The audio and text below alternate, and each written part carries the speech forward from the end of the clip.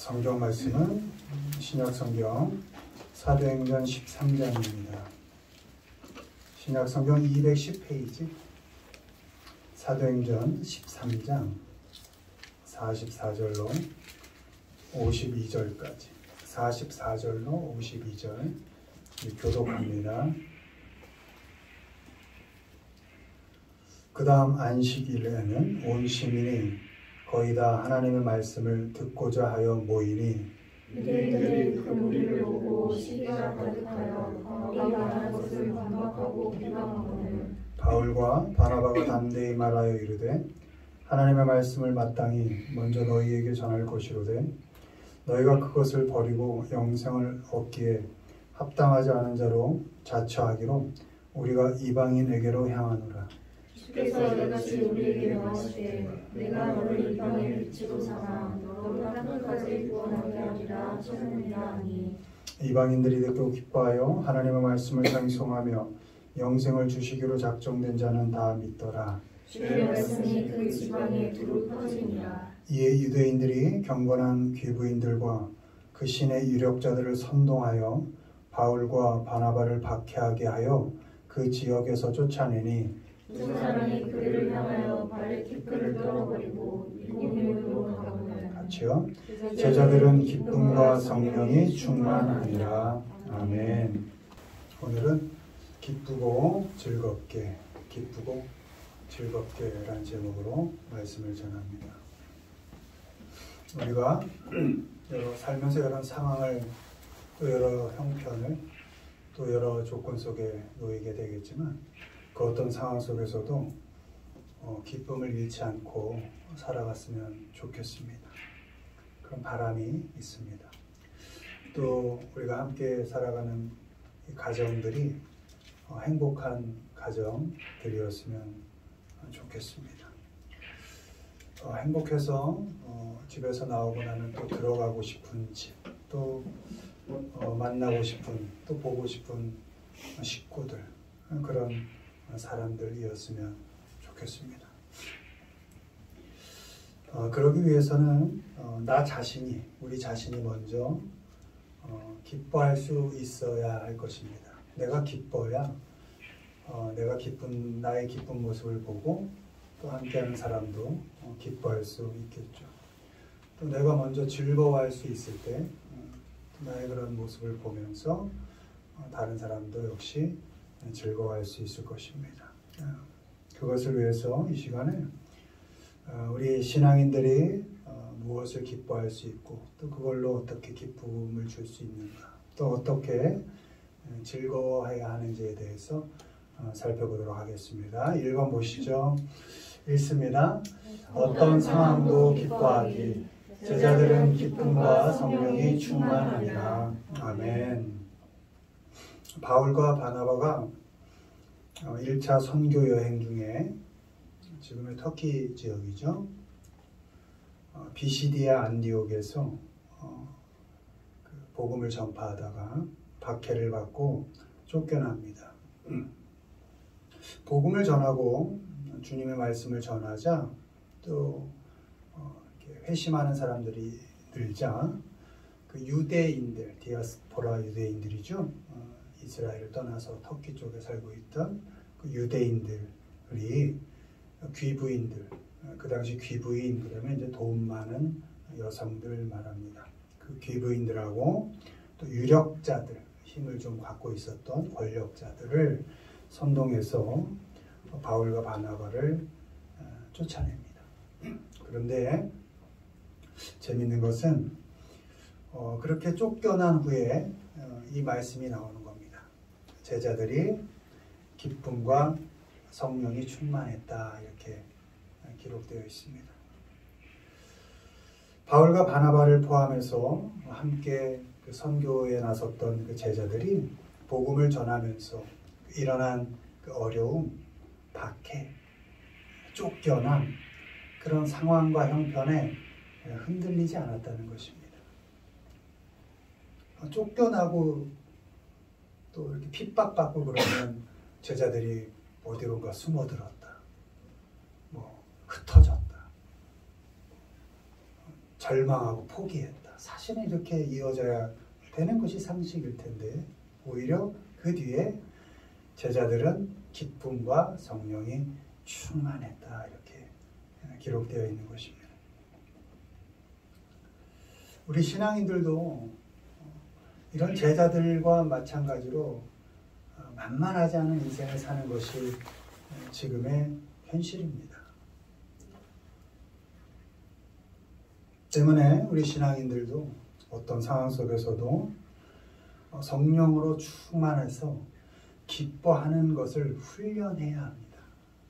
상황에 따라 형편이 좋아지면 기뻐하고 나빠지면 우울해하고가 아니라 어떤 조건에 처하든지 나는 하나님의 자녀니까 또 내가 살아가야 할 만한 사명이 내게 주어졌으니까 어떤 상황 속에서도 난 기뻐할 수 있다. 단 조건은 성령이 충만함으로 난 기뻐할 수 있다. 이런 삶을 살 수 있어야 합니다. 신앙인으로 살면서 주어진 일상을 살아가면서 일어나고 또 많이 겪게 되는 그런 일들을 통해서 기뻐할 수 있어야 합니다. 기뻐할 조건을 만들려 하지 말고 내게 주어진 지금의 삶, 하루아침 깨어서 일어났을 때 맞이하는 그 하루의 삶을 온전히 기뻐할 수 있어야 합니다. 힘들지 않아서가 아니고 어렵지 않아서가 아니고 만만해서가 아니라 하나님의 자녀는 그렇게 기뻐함으로 하루를 맞이할 수 있어야 합니다. 그래서 말씀을 기록하고 있죠. 항상 기뻐해라. always인 거죠. 빈도 100%입니다. 어떤 조건 따지지 말고 조건 없이 기뻐하라 이렇게 말씀을 기록하고 있습니다. 우리가 어떤 상황 속에서도 기뻐하면 이 세상을 지금 꽉 쥐고 있는 사탄 마귀가 오금이 저리가 되고 떨게 되어 있습니다. 얻어 터지는데 웃고 있다고 생각을 해보십시오. 괴롭히는데 하하 하고 담담히 그 상황을 겪어간다고 생각해 보십시오. 사탄 입장에서는 때려도 때린 게 아니고 이겨도 이긴 게 아니겠죠. 오히려 겁을 먹고 도망가게 되어 있습니다. 상황에 맞게, 형편에 맞게 오르락내리락, 기뻤다 절망했다, 해볼 만하다 포기했다. 이런 사람 사탄이 데리고 놀기 좋죠.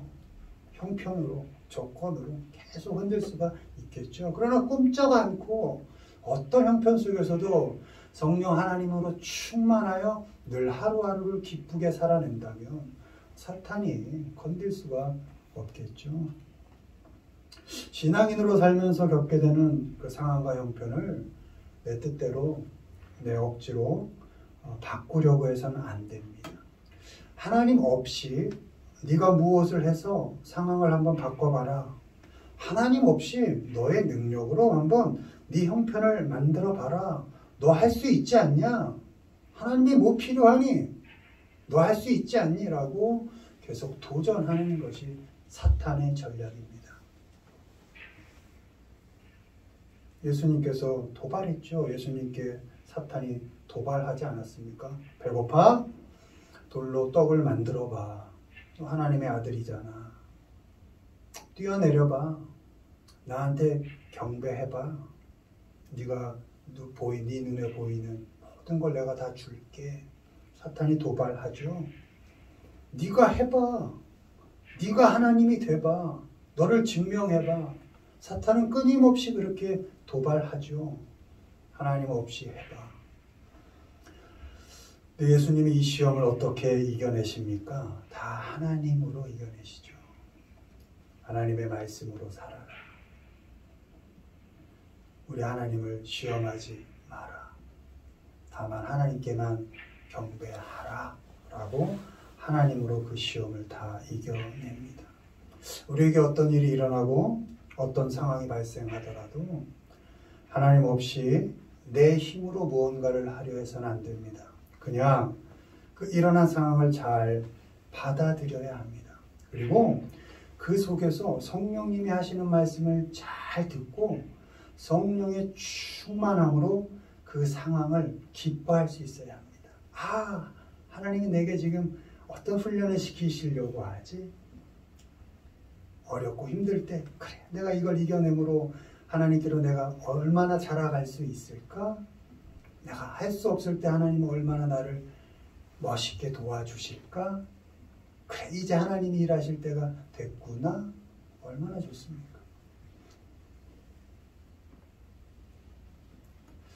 내가 살아가는 모든 삶의 형편 속에 나를 향한 하나님의 뜻이 있습니다. 흐트러지려는 나를 잘 정돈하면서 성령님의 함께 하심을 믿고 그 하나님을 의지해야 합니다. 하나님을 의지하면서 내게 주어진 상황을 좀 인정하면서 조건 바꾸기에 매일매일 불안, 우울, 절망에 넘어지지 마시고 그 상황을 잘 정돈하면서 인정하면서 하나님 앞에서 그 상황들을 기쁨으로 겪어가야 하는 것입니다. 어떤 상황 속에서도 담담하게 기뻐하기를 훈련하십시오. 하나님께서는 우리가 견디고 살아가는 모든 인생들을 모아서 또 합력해서 결국은 선으로 결론을 내실 것입니다. 지금 힘들고 어려운 형편 속에 있습니까? 절망스럽습니까? 하나님이 함께 하시는 시간입니다. 그 절망, 힘듦, 우울함, 어려움을 통해서 하나님이 나를 조금 더 하나님의 자녀답게 만들어 가시는 시간입니다. 우리의 모든 삶의 과정을 모아서 하나님께서 마침내 우리를 영광의 자리로 이끌어 주실 것입니다. 그것을 믿으시고 어떤 형편 속에 있든지 간에 성령 하나님을 늘 인지하면서 성령님이 잘 느껴지지 않을 땐 기도하라 이렇게 말씀하십니다. 하나님을 자꾸 대면하면 내 안에 계신 성령님이 충만하게 느껴질 것이고 그 성령 하나님 때문에 나는 어떤 형편 속에서도 기뻐할 수 있게 되는 것입니다. 어떤 상황 속에서도 성령 하나님으로 충만해서 하루하루 좀 기쁘게 살아가시는 우리 모두가 되기를 주님의 이름으로 축원드립니다. 두 번째 보시죠. 읽습니다. 한때의 시간 즐기기 그리하여 온 유대와 갈릴리와 사마리아 교회가 평안하여 든든히 서가고 주를 경외함으로 성령의 위로로 진행하여 수가 더 많아지니라. 아멘. 바울이 회심 후에 다메섹에서 또 예루살렘에서 예수가 그리스도다 라고 전파합니다. 그 꼴을 보고 또 역시 유대인들이 바울을 죽이려고 공모합니다. 그 유대인들 자기들 입장에서는 바울이 배신자고 배교자니까 또 가만히 있으면 모를 텐데 예수가 그리스도다라고 자꾸 떠들고 다니니까 죽이려고 했습니다. 눈의 가시였습니다. 그 형제들이 그러니까 주님의 제자들이 죽음의 위협에 놓인 바울의 고향인 다소로 피신을 시킵니다. 그리고 본문 9장 31절이 나오는 겁니다. 바울을 다소로 피신시킨 후에 그때에 우리말로는 교회가 평안하여 든든히 서갔다 이렇게 되어 있는데 원문으로는 enjoyed a time of peace입니다. 그때 평화로운 한때가 있었고 그 평화로운 그 한때를 제자들이 즐겼다 이런 겁니다. 목숨이 위태로운 그 바울을 어렵게 고향 다소로 피난시켜 놓고 여전히 만만하지 않은 핍박과 환난 속에 있었지만 그 한때 a time of peace 그 한때의 평화를 제자들이 enjoy했다, 즐겼다 이렇게 되어 있습니다. 계속 있지 않을 그 한때, 언제 핍박이 다시 시작할지 모르는 그 한때, 사막에서 오아시스를 만난 것과 같은 그 한때, 잠깐의 그 평화로운 한때, 그래서 너무나 소중한 그 한때를 제자들이 즐겼다 이렇게 되어 있습니다. 어쩌면 지금 우리도 A time of peace, 평화로운 한때를 살고 있을 수 있습니다. 바로 옆에서 전쟁 중에 있고요. 바로 위에선 핵을 만들고 있고요. 지금이 우리가 어쩌면 누리고 있는 한때의 평화의 시간일 수 있습니다. 이 한때를 enjoy, 즐거운 마음으로 사시기를 바랍니다. 지금 나에게 주어진 시간을 원망과 불평 속에 살지 마시고 그 한 타임을 좀 기쁨으로, 그 한 시간을 좀 즐거워하면서 사시기를 바랍니다. 어제를 얼마나 대단하게 살았든지 아니면 얼마나 어제를 힘들게 살았든지 간에 다 지나간 어제입니다.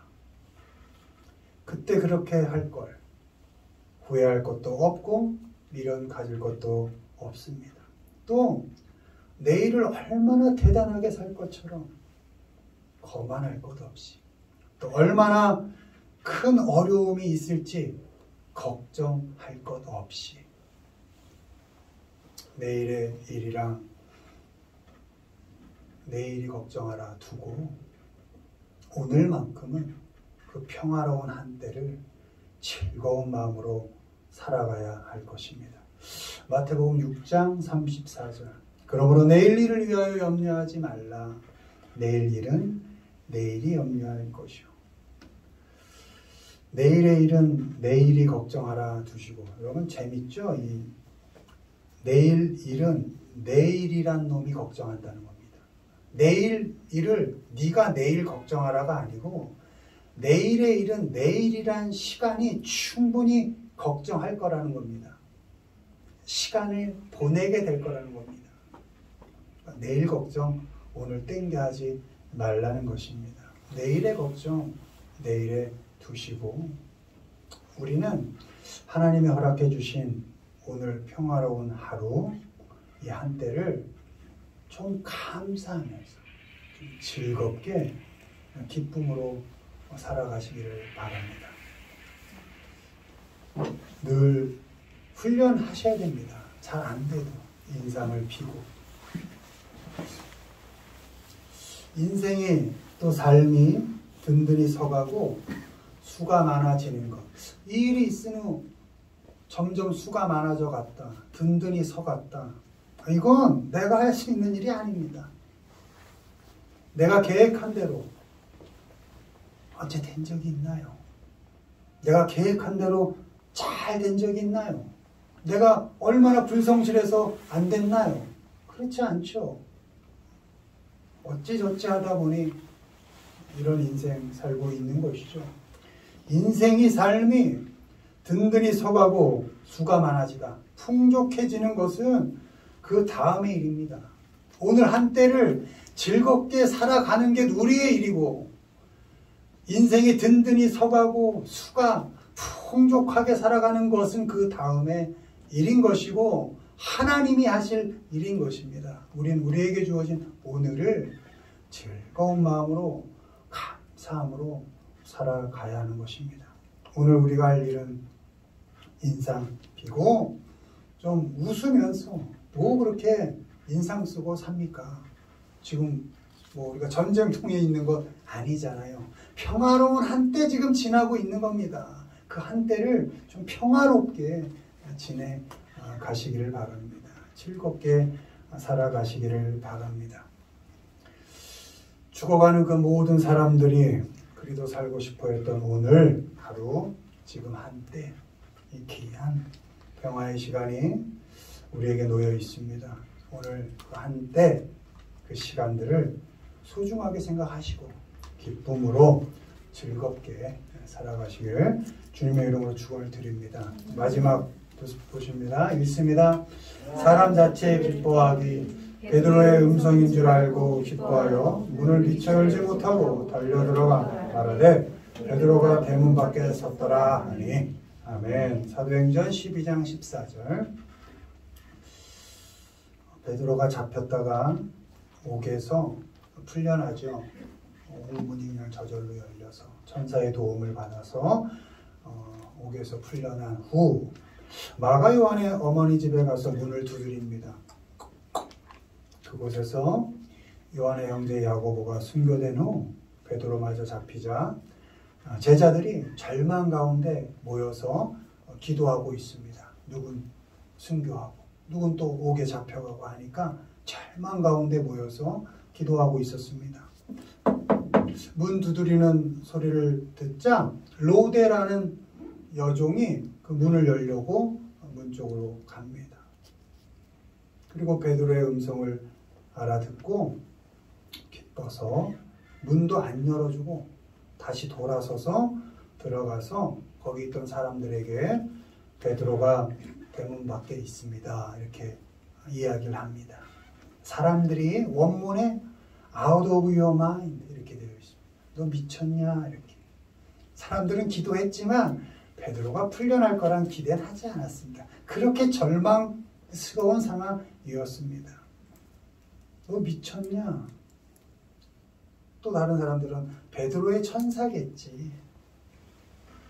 사람들은 베드로가 살아 돌아오리라고 기대하지 않았고 당연히 죽을 거라고 생각했던 것입니다. 결국 문을 열어주고 베드로에게 자초 지정을 듣게 됩니다. 중요한 것은 이 로데라는 여종의 반응입니다. 이 여종은 베드로의 음성을 문 앞에서 듣고 어떻게 했다? 오버조이 했다. 넘치게 기뻐했다. 기쁨이 넘쳤다. 지나치게 기뻐했다. 문을 못 열어줄 정도로 엄청 기뻤다는 겁니다. 우리도 살면서 기뻐할 것들이 많이 있지만 사람 한 사람 그 자체를 좀 가장 기뻐했으면 좋겠습니다. 출근하여 돌아오는 남편 또 그 아내 그 자체를 정말 기뻐했으면 좋겠습니다.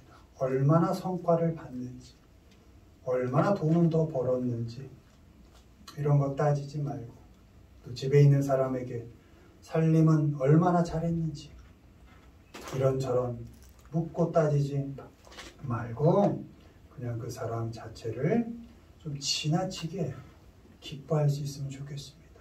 문에 들어설 때 좀 기쁘게 사람을 맞이해 줬으면 좋겠습니다. 물론 안에 있던 나도 힘들었겠지만 그래 밖에 있던 그 사람 얼마나 애썼을까 하고 좀 기쁨으로 받아주고 밖에서 힘들게 토닥토닥 들어가는 내가 더 고생한 것 같지만 그래 또 하루 안에 있던 사람은 얼마나 힘들었을까 하고 좀 기쁨으로 오버조이 죽었다 살아온 사람 맞이하듯이 기쁨으로 좀 지나치게 기뻐해 줬으면 좋겠습니다. 학교에서 돌아온 아이 보면서 그 아이 자체를 좀 지나치게 오버조이 기뻐했으면 좋겠습니다. 성적으로 아이 재단하지 말고 그냥 그 아이 자체를 좀 지나치게 기뻐할 수 있었으면 좋겠습니다. 성적은 부모가 걱정하는 것보다 본인이 더 걱정할 것입니다. 결국은. 그러니 부모는 자식 성적으로 재단하는 거 아니고 그냥 그 녀석 그대로를 한번 오버조이 해주는 겁니다. 넘치게. 내가 사는 동안 관계 맺는 사람들 모두를 조건 없이 지나치게 기뻐하기를 바랍니다. 다 하나님이 허락하여 주신 그 자식, 또 그 부모 그대로, 그 가족들, 친구들, 동료들, 직원들, 그 모든 사람들을 좀 지나치게 기뻐할 수 있었으면 좋겠습니다. 죽음에서 살아 돌아온 베드로, 그 베드로의 목소리만 듣고도 너무나 기뻐서 문을 못 열어줄 정도로 그렇게 기뻐한 여정처럼 우리의 가족이 생명이 붙어있는 것만으로도 기뻐할 때가 올 겁니다. 그때 가서 후회하지 마시고 오늘 하루 지금 내 옆에 있는 그 사람을 좀 오버조이 지나치게 기뻐해 주면서 사시길 바랍니다. 우리에게 주어진 모든 상황 속에 하나님의 뜻이 있음을 믿고 그 상황을 기쁨으로 살아내시길 바랍니다. 우리에게 주어진 어떤 짧은 이 지금의 한때의 시간들을 감사하면서 원망만 하지 말고 불평만 하지 말고 좀 감사하면서 즐겁게 그 한때를 살아가시길 바랍니다. 무엇보다 지금 나와 함께하고 있는 그 사람들 언제 못 볼 사람들입니다. 결국 그 사람 그 자체를 좀 지나치게 기뻐해 주면서 그렇게 하나님의 자녀들로 살아가시고 성장해 가시고 자라가시는 우리 모두가 되기를 주님의 이름으로 축원드립니다.